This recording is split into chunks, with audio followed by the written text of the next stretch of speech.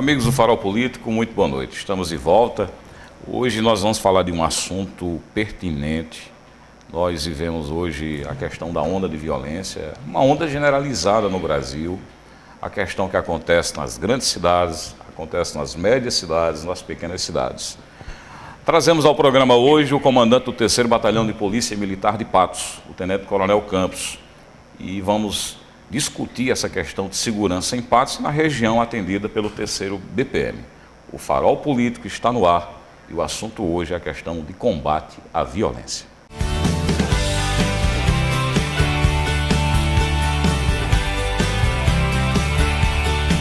Pois bem, no programa hoje a presença aqui do Tenente Coronel Campos, comandante do 3º Batalhão de Polícia Militar. Seja bem-vindo, Tenente Coronel. Obrigado, Isaías. Boa noite a todos do Farol Político, TV Sol. É um prazer estarmos aqui neste canal de televisão para transmitir a toda a população sertaneja e também aí do nosso país, que isso vai ao ar pela internet também, para que a gente possa informar como estão os trabalhos de segurança pública nas 22 cidades que correspondem à responsabilidade territorial do 3º Batalhão e aqui juntos construirmos aqui um debate, uma fala de transmissão daquilo que nós estamos fazendo, os objetivos e também as metas batidas. Eu falei aqui, Tenente Coronel Campos, a questão de violência hoje presente em todo o Brasil. Não é diferente a violência de Patos em relação às grandes cidades. A gente vai pegar cidades capitais, como é o caso de Recife, Fortaleza, nós temos Salvador, que se mostram cidades realmente onde a violência acontece e num patamar que chama a atenção. Antes, quando a gente falava na violência, lembrávamos de São Paulo, Rio de Janeiro, mas hoje a coisa está muito espelhada, né? Acontece da mesma forma. E de uma forma, no comparativo, a gente vai ver que Patos também a coisa se acentua, né? E como é que a polícia age para tentar minimizar esses efeitos de violência? Pegando primeiramente na questão da universalização do crime, nós percebemos a dinamicidade que existe entre os bandidos, os marginais da região sul do país, a ligação com aqueles daqui da região nordeste. E falando da cidade de Patos, como todas as cidades do Brasil, não se desvincula dessa interligação, essa interdisciplinariedade. Eles se estabelecem nos grandes centros e ramificam-se através de transferências de presídios para presídios do interior. Com isso, trazem também o mesmo modus operandi que eles efetuam e desencadeiam as suas ações delituosas, tanto na capital do estado como nas capitais dos estados vizinhos e do nosso país, tornando assim uma prática local das ações delituosas como Patos e outras cidades menores, as mesmas práticas existentes em grandes centros como Recife, como Salvador, Fortaleza, Belo Horizonte, São Paulo, Rio de Janeiro. Então, hoje nós não temos mais uma modalidade criminosa de delitos que é praticada apenas numa área do Brasil, do país.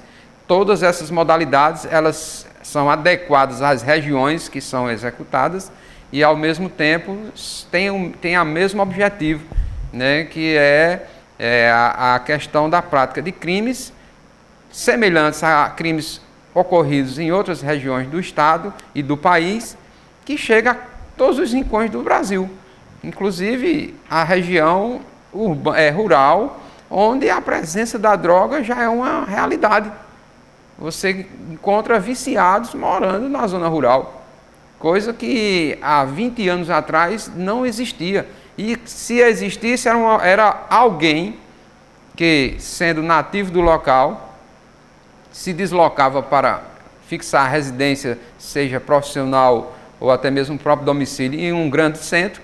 Lá, infelizmente, saía do caminho correto, entrava no caminho da droga naquela época, e quando voltava por alguma imposição do local, já que ele talvez não tivesse condições de permanecer naquela urbe lá, quando ele retornava, trazia consigo o seu vício.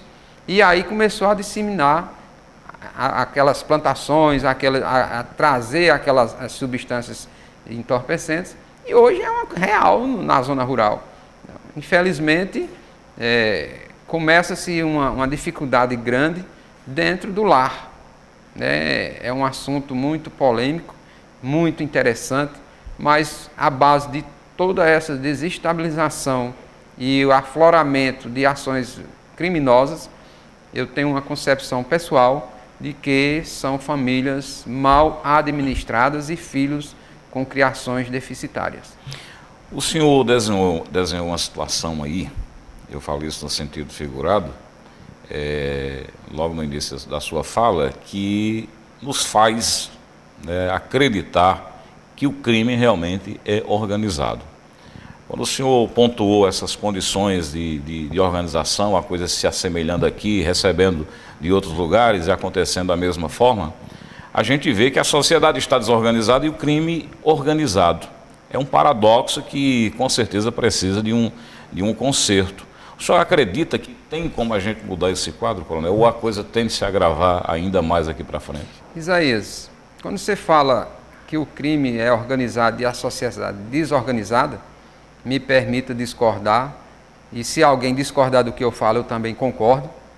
Então, mas eu vejo uma situação a seguinte: o Estado ele é muito bem organizado, tem toda a sua estrutura, organograma, tem uma administração que deve ser executada na perfeição humana. O crime, ele começa a estabelecer uma programação de ações, ele começa a agir planejadamente, e isso começa a dar a ideia de organização.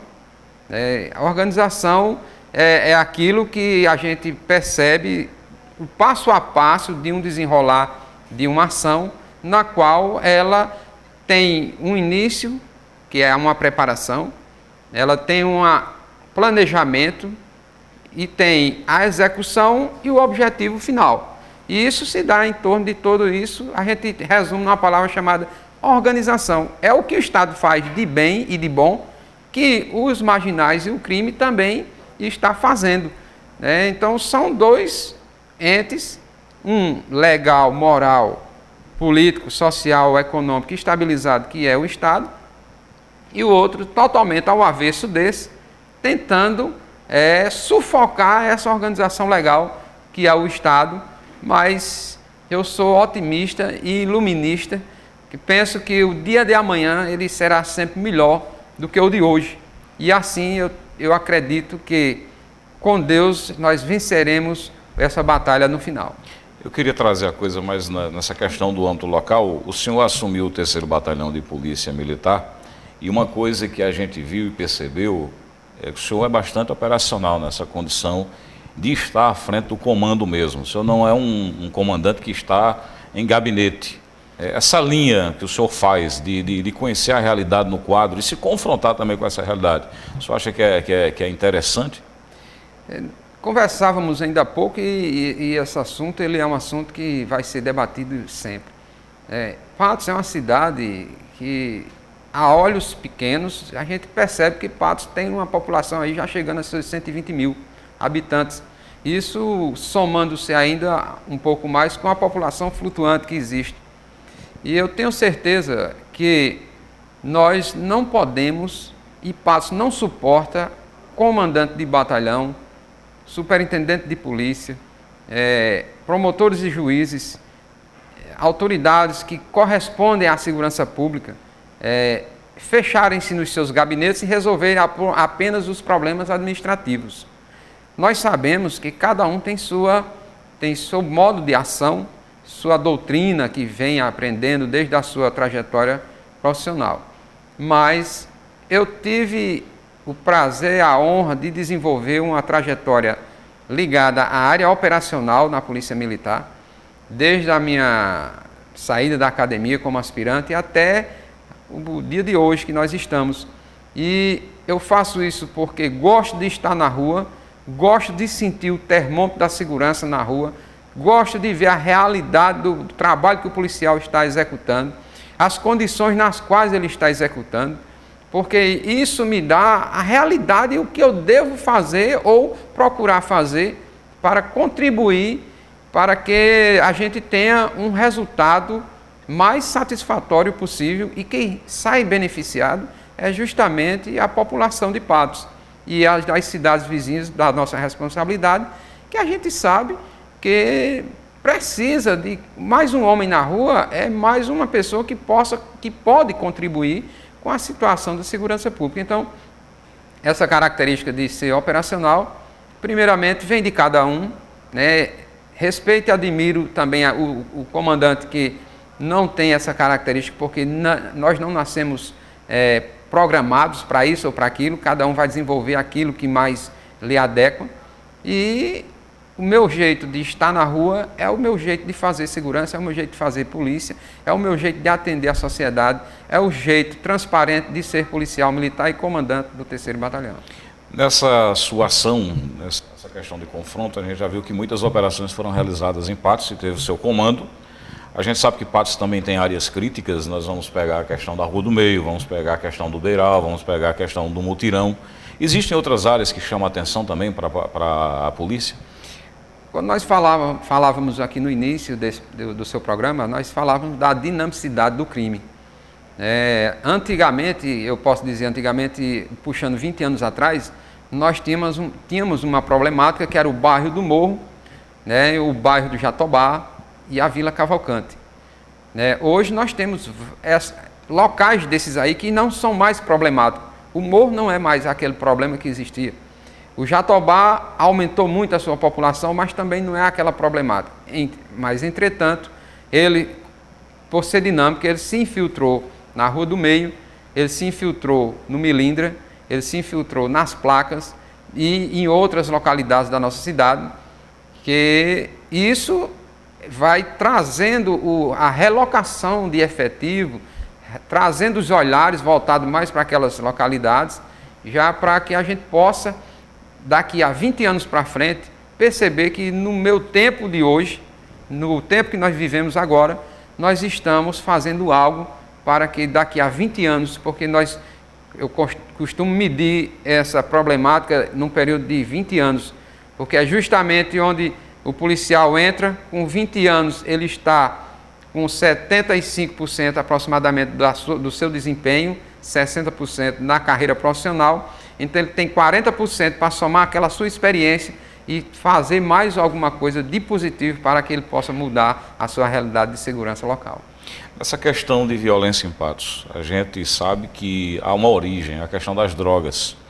As drogas, como o senhor falou agora há pouco, é uma coisa que merece atenção, e às vezes eu acho que há uma certa inércia do governo, e aí a polícia tem que fazer o papel de combater e tem que fazer o papel também de dar uma resposta como forma de zerar. E a gente sabe que para zerar essa questão não é um trabalho da polícia. É um trabalho de educação, é um trabalho de motivação social, é um trabalho de estabilidade econômica do país e tudo mais, como forma de tentar equacionar isso tudo. Mas mesmo assim a polícia tem feito esse papel com muita dificuldade. A questão da droga, o senhor acha que no que a gente vive nesse cenário tem como estagnar? A droga hoje, ela tem tomado de conta de grandes espaços. Eu vou voltar a uma frase que eu repeti aqui: nós temos um problema que vem gerado de dentro do lar, questão da família. Então, esse é o ponto crucial. Se a família assumir o papel de pai e mãe e ter responsabilidade dos filhos que colocam à disposição da sociedade, aqueles que estão nascendo, e dar a atenção devida, mesmo com as condições econômicas baixas, ganhando o seu salário, às vezes um trabalhador autônomo, mas isso não impede que ele seja um pai padrão, que dê amor, que dê carinho, que ensine o filho aquilo que é honesto, que é direito, respeitar os mais velhos, adquirir respeito com o seu crescimento. Isso nós recebemos, por isso nós estamos aqui. Mas outros da nossa época não tiveram esse recebimento e estão no outro lado, né? Estão no lado do errado.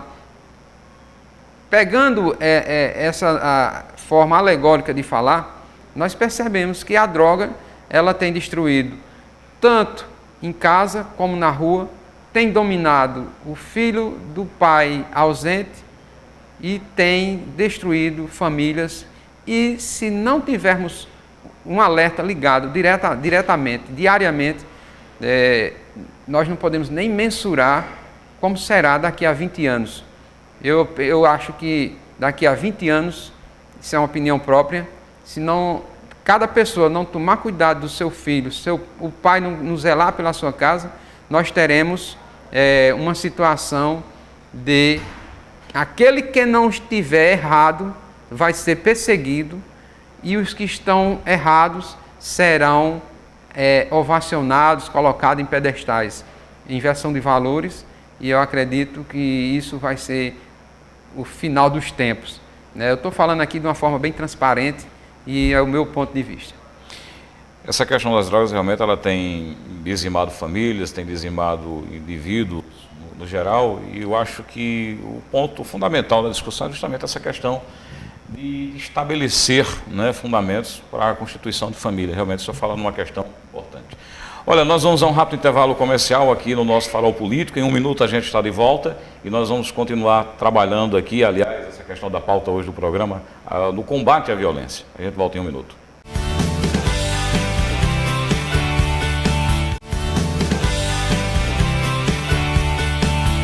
Amigos do Farol Político, hoje o tema é questão de segurança, o combate à violência no nosso país, em especial aqui em Patos e na região. Tenente Coronel Campos, nosso entrevistado hoje aqui do nosso Farol Político, nós falamos uma questão importante, que é essa história de estruturação da família. A família estruturada, ela tende a prosperar. Quando a gente vê o desequilíbrio na estrutura da família, a gente tende a conviver com certos desequilíbrios sociais. Um deles é a questão da ampliação, do cenário de violência que a gente vê no Brasil, a questão das drogas e por aí vai.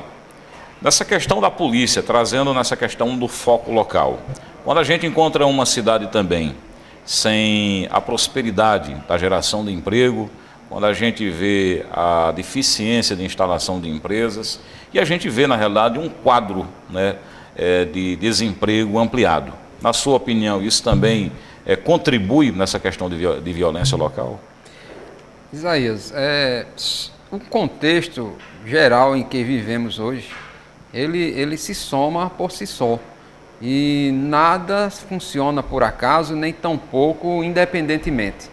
Por exemplo, pessoas precisam trabalhar para manter o lar, alunos precisam estudar para se profissionalizar futuramente, pessoas precisam estar no campo para produzir alimento.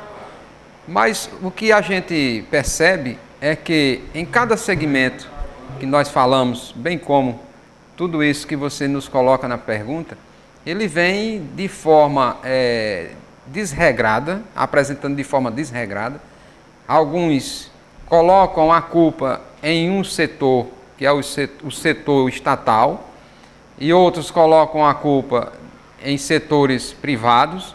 Na verdade, existe toda uma sistemática que, de forma a passos lentos, ela vem caminhando e atravancando assim o desenvolvimento do país. Nós estamos agora em meio a uma crise econômica, política, de perda de identidade política dos políticos. A gente está vendo aí muitas máscaras caindo, estamos vendo aí o país à beira de uma cassação de uma presidente. Não sei se isso vai ser aprovado ou não, mas a gente percebe que tudo isso aí reflete diretamente em vários segmentos sociais, econômicos, estruturais, de segurança, religiosos. A gente percebe que o homem ele está se autossuficiente, se determinando como capaz, esquecendo da figura do Criador, de Deus, como a mola principal em colocar a pessoa nos seus devidos lugares. Pessoas estão dando passos sem perguntar ao nosso Deus se esse passo seria o passo correto. Tá certo que cada pessoa tem o poder de decisão, de escolha, isso aí foi Deus que deixou, mas as escolhas que nós fazemos aqui na Terra, a gente pode até abreviar em três letrinhas, é DDD. Não é uma descarte direta na distância, não. É uma decisão decide destino. E nessa decisão que decide o destino da pessoa é onde muitos seres vivos, humanos, estão se perdendo pelo caminho. Com isso, traz um grande prejuízo para a família, que apresenta, de uma conjuntura atual, um panorama realmente extremamente complicado, duvidoso e maléfico. A presença do mal é quem está sendo o objetivo de toda a engrenagem do que está a questão da saúde, da educação, da segurança pública, de todos os segmentos que nós buscamos de uma forma, como se dizia, o maior político da Terra, não falando de Jesus Cristo, mas falando de Platão. Platão, na sua essência, ele dizia que a política ela é a forma mais singela de se organizar um povo. Mas o que a gente percebe que esse conceito de Platão, ele não foi seguido e não é seguido. A gente percebe mais a política sendo usada para corromper. Está meio utópico ainda esse pensamento. E essa questão de corromper é aonde se criou o verdadeiro jeitinho brasileiro, como não tem um jeitinho alemão, tem um jeitinho americano, todo país tem seu jeitinho. E o brasileiro é que noticia muito esse jeitinho aí, e infelizmente está aí o que nós estamos passando. A questão da bandidagem, né? Nós temos, antes a gente falava lá na questão do sul do Brasil, na região sudeste, bandido, e às vezes a gente ficava temerário por aqui. Mas a coisa chegou do mesmo jeito, né? Da mesma forma que lá, mudaram as caras e os nomes, mas a potência do crime se repete por aqui. Na questão do 3º Batalhão de Polícia Militar, Tenente Coronel Campos, a questão de estrutura, de contingente, como é que o 3º BPM tem lidado, né, com esse quadro real? Eu quero primeiro pegar um pouquinho na questão da bandidagem. Nós estávamos ontem ali no Pernambuco fazendo uma reunião justamente de segurança pública lá em Serra Talhada e conversando com alguns policiais comandantes naquela área. Nós tratávamos do assunto seguinte, que em 2002 eu era tenente, comandava o Choque de Patos quase por 10 anos, e nós saímos em missões para prender a quadrilha X, porque era um bandido tal com sua quadrilha.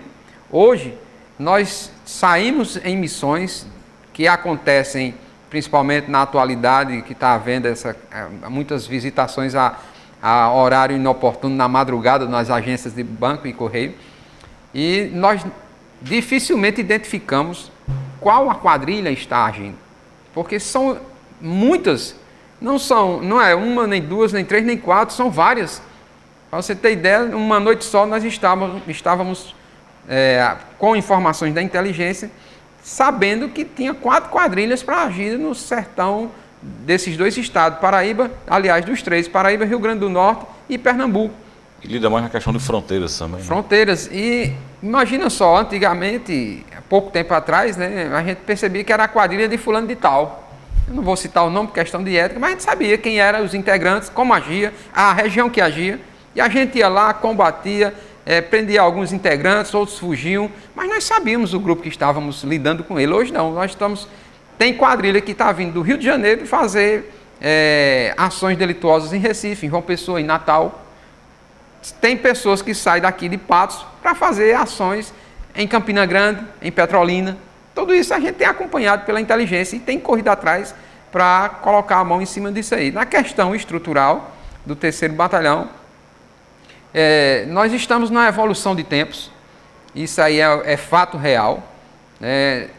Todo ano existe uma renovação ou uma evasão, a palavra correta é essa, de policiais, servidores da segurança pública, como professores, como médicos, como os enfermeiros, em todos os segmentos. Ele chega a data de aposentadoria, na nossa é a reforma. Então, quando chega o seu período de reforma, ele tem todo o direito de entrar com o seu requerimento administrativo e o Estado vai e o reforma, que é a mesma força de aposentadoria, para quem não é militar, a reforma remunerada, e aí esse homem deixou de fazer parte da segurança pública diretamente. Ele ainda tem uma opção de, no período da reforma, pedir para continuar, ser promovido imediatamente e continuar na ativa. Ou, sendo reformado, havendo vaga na Guarda Militar da Reserva, ele se inscrever e voltar a trabalhar de forma interna. Mas a questão estrutural hoje, não só da Paraíba, como todo o Brasil, é porque os estados eles estão com o empate da questão salarial da folha de pessoal, impossibilitando assim os seus gestores executivos a estar incluindo novos policiais, novos professores, novos agentes penitenciários, novos delegados que precisamos. E essa dificuldade, ela não é a mesma na questão do crescimento populacional. Então, os esforços do governador têm sido, nós temos presenciado nesses anos de governo, do atual governo, ele tem incluído policiais a cada ano, mas ele apenas está colocando, tentando suprir aquela falha, aquela evasão normal que tem a cada ano. Só recompondo o quadro. Exatamente. Se nós tivemos um período que por quase 8 anos não teve inclusão de policiais militares. Quando chegar na época desse pessoal sair, vai ser uma dor de cabeça muito grande. Né? Já faz um bom tempo, se não foi agora. Mas essa complementação de funcionários públicos, militares e estaduais, o governo atual, o comandante-geral atual, eles têm se preocupado e têm buscado a cada ano incluir policiais novos para pelo menos a gente manter uma linha de ação buscando a construção de novos ideais. O senhor fala na questão do contingente, mas é bom frisar também a questão da aparelhagem. Eu me lembro de um ex-comandante do 3º Batalhão, seu colega, dizendo que enquanto o policial ia com revólver 38, o bandido vinha com a R15. Então havia algo totalmente, né, na questão de visão, né, de distorção. Né? Você enfrentar um bandido com R15 é algo complicado. Hoje a polícia tem essa estrutura de armamento? Veja só, a polícia militar ela adquire armamentos com a ordem do Exército Brasileiro, que ele é quem controla as armas aqui no nosso país, das forças legais. No comando atual do Coronel Euler, a polícia militar ela está equipada, principalmente eu posso dizer com toda a autonomia e propriedade aqui no 3º Batalhão.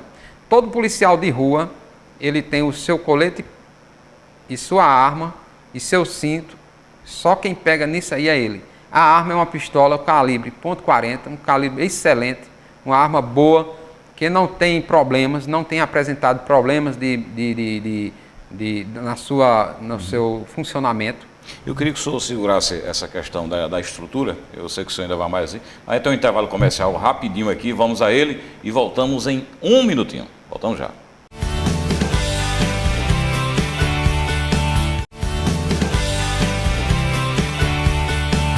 Voltando aqui com o nosso Farol Político na sua TV Sol, e eu quero que o nosso entrevistado, nosso convidado de hoje, Tenente Coronel Campos, né, possa concluir, inclusive, o raciocínio, né, que a gente interrompeu no bloco anterior por conta dessa questão do intervalo comercial. A questão, Tenente Coronel, do armamento, né, como é que vocês lidam para se confrontar com o potencial também, né, de armamento da bandidagem?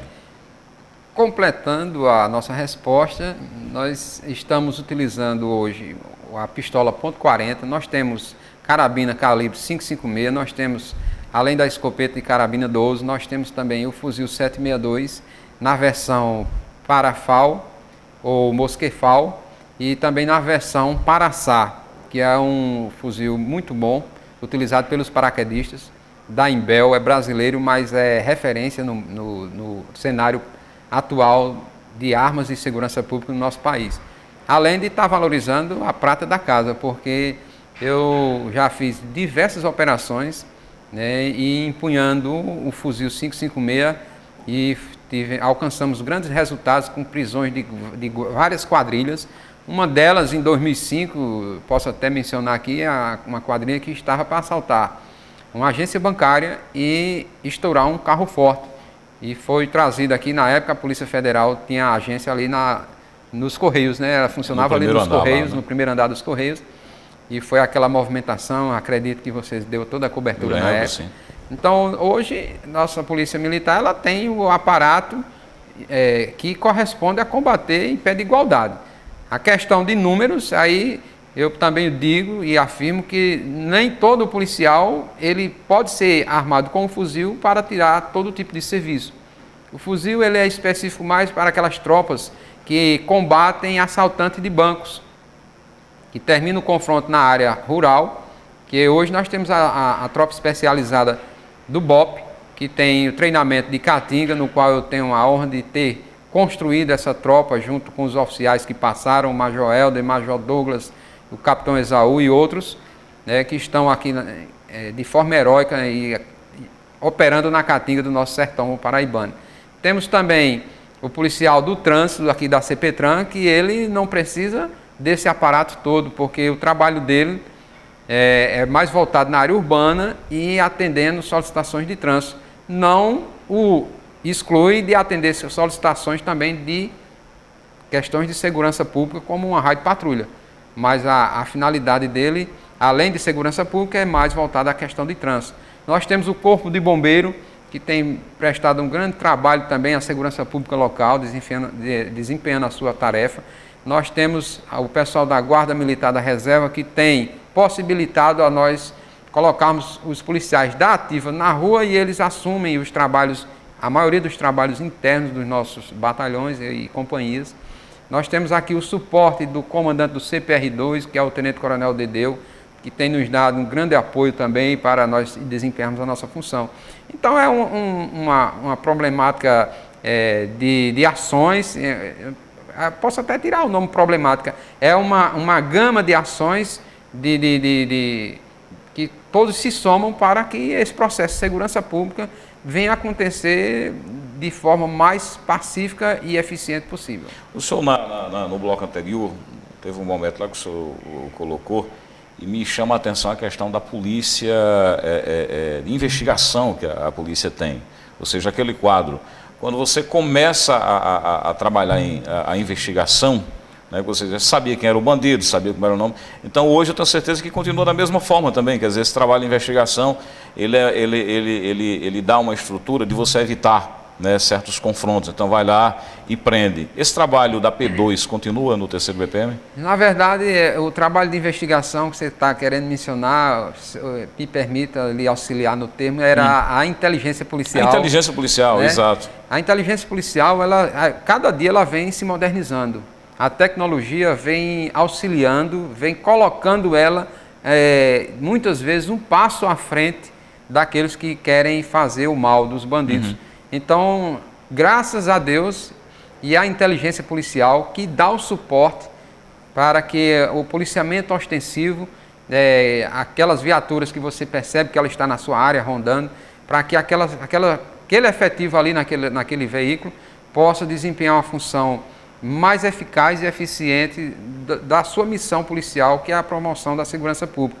E aí eu trago aqui de público, e através da TV Sol para todo o Brasil e o mundo, né, agradecimentos especiais a todos que fazem o núcleo de inteligência aqui do Sertão Paraibano e a Polícia Civil na parte de inteligência também, na pessoa dos delegados da nossa região, nessas pessoas e nos nossos policiais militares que fazem parte da inteligência. Eu agradeço a todos vocês por terem contribuído e muito para que a gente possa chegar hoje a uma redução atual, neste dia que estamos nesta entrevista, de 5 homicídios a menos em relação ao mesmo período do ano passado, que não é fácil, porque do ano passado para cá, o que tem saído de pessoas que foram presas cometendo assaltos, furtos e homicídio e tráfico de drogas, decorrência de mutirão da justiça, isso tem inchado as ruas de pessoas com desejo de praticar o mal e crimes. Mas graças a Deus, primeiramente, depois a esse pessoal. E essas informações deles aí desaguam justamente dentro da Rádio Patrulha, que é o policiamento preventivo mais próximo do cidadão. E esse policiamento aí, junto com a Rotan, a nossa Rotan, tem desempenhado de forma heróica, o termo é esse, e realizado grandes prisões na cidade de Patos. Não queria nem nominar aqui alguns, porque eu vou estar pecando, porque todos merecem o mesmo elogio. A questão de estrutura. O senhor tem pensado, inclusive, o senhor foi quem deu a ideia, tem trabalhado essa questão de ideia, de mudança, inclusive, de local do 3º Batalhão de Polícia Militar. Ele ri porque ele sabe que, de certa forma, eu sou uma das pessoas que não concordo com a saída do 3º BPM, uma questão de estratégia, né, de residência. Mas aí é o que é bom para a corporação, o que é bom para a polícia em Patos. O 3º BPM está firme mesmo? Está convicto de que vai mudar a sua sede? É uma necessidade material e administrativa. Não é apenas deixar de ser seu vizinho e dos outros lá naquela localidade. Que eu tenho certeza que, concretizando ou no meu comando, ou no comando de um próximo ou de outros que virão, essa saída lá para aquele local, que é um local do Estado também, não vai haver ônus de mudança. Antiga escola do Fernando. Exato, né? Mas a gente precisa organizar uma questão apenas de alojamentos. Já temos um projeto pronto e vai ser apresentado ao comandante-geral esse projeto e ele vai ver o momento oportuno para que a gente possa iniciar esses trabalhos de construção. E eu tenho certeza que um dia mudando para aquele local, eu acho que a gente vai receber um vizinho ilustre, talvez você se mude lá para perto também, porque vai sentir aquele mesmo carisma que sente hoje ali ao lado do 3º. A questão da tranquilidade, né, pela segurança, saber que está próximo ao 3º BPM. Mas não haveria a possibilidade de reforma no prédio atual? Teria que haver essa mudança? Uma reforma, Isaías, ali naquele prédio teria que, acho que, demolir tudo e reconstruir, porque ali nós temos uma estrutura antiga, foi criada em 1972, que era uma escola, o Alzani Lacerda funcionava ali. Isso. Você conhece muito bem, é do seu tempo. Né? Não, eu nasci naquela época. Eu nasci nesse ano, de 72. Então, a estrutura física dele está mais do que fadigada, né? Então, ela realmente precisava ser demolida e reconstruída. E o espaço terreno ali tinha que ser um projetista muito bom para criar mais espaço. Eu acho que tinha que construir uns 2 andares acima, né, com academia, com quadra de esporte, que precisa para o treinamento físico da tropa, não precisar se deslocar para clubes ou associações. Às vezes até impede o bom andamento daquelas associações, porque eles, por questão da boa vizinhança, eles nos concedem horários. Mas eu espero que seja uma mudança positiva e produtiva. Ao seu tempo, não vamos correr nem desenfreadamente e fazer uma mudança impensada. Eu sei que o senhor responde pelo 3º BPM e a pergunta que eu vou fazer ela seria pertinente a quem comanda a CPR-2. Nós temos na Polícia Militar da Paraíba um helicóptero, né, que é o Acauã, que tem servido todo o Estado, mas a gente tem realmente um Estado, se você for olhar para uma aeronave daquela, seria pouco nessa questão do atendimento. E nós aqui na questão de Patos lidamos muito com as ações da marginalidade nas fronteiras. Patos está no centro, na cintura, né, do mapa do Estado da Paraíba, estamos próximos do Rio Grande do Norte, próximos do Pernambuco, e estamos nessa questão de suporte e atendimento para o Alto Sertão paraibano. Dentro da polícia não se fala na aquisição de uma outra aeronave que pudesse dar exclusividade nesse atendimento aqui para o nosso sertão e Alto Sertão, Tenente Coronel? Eu já presenciei conversas entre o governador, o comandante-geral e o secretário de Segurança, e a possibilidade dessa segunda aeronave ser sediada em Patos, ela é real. Ela viria para a CPR-2? Viria aqui para Patos e com certeza ficaria lá na base da pista de pouso, né? Porque é o local propício para ela ficar, mas administrada lá por João Pessoa, com gerência aqui em Patos, através, eu acredito, do CPR-2, que é o alto comando aqui do nosso sertão. E uma coisa é certa, pelo menos a aeronave nós já temos na Paraíba, que já fez operações em Patos, em Sousa, em Cajazeiras, em Princesa, e ultimamente no assalto que houve lá para ao lado do Brejo, né, ela foi bem aplicada e conseguiram prender todos os meliantes. Foi até a semana passada a utilização do Acauã. Então, uma realidade real, né, a realidade real, redundantemente falando, é que já existe essa aeronave na Paraíba e a gente já tem sido beneficiado com a presença dela aqui no nosso trabalho. Nós deixamos de ver, eu tenho percebido, aquelas grandes apreensões de drogas. A coisa já está quase que na questão do esquecimento. Essas operações acabaram porque os marginais estão trancafiados, a polícia tem agido e não tem deixado entrar a droga. O que é que está acontecendo? Na verdade, se perceber, semanalmente está acontecendo pequenas apreensões de drogas. Antes de ontem, domingo, foi apreendido 3 quilos de entorpecentes, mais 2 armas de fogo lá no conjunto Itatiunga. Um local novo, né? Novo, recém, não tem 2 meses de aberto ao público e moradia. E foi preso lá um rapaz com essa quantia de drogas. Quer dizer, aquelas famílias que estão ali, elas já estão sendo alvo de tráfico. E essas pequenas apreensões estão acontecendo porque está entrando, não só em Patos, como em todo o Brasil, em todas as cidades, está entrando a droga sim. Só que está entrando tipo formiguinha. Então você apreende 3 quilos ali, mas passa 4, 5 por outros canais e vários canais. Não chega, como você falou, numa apreensão daquela que nós fizemos, assim que assumimos em conjunto com a Polícia Federal, 400 quilos de maconha. Não chega daquilo ali porque ele corre um risco muito grande de ser pego. Pode chegar, ainda pode ser feito, mas nós percebemos a presença do tráfico formiguinha.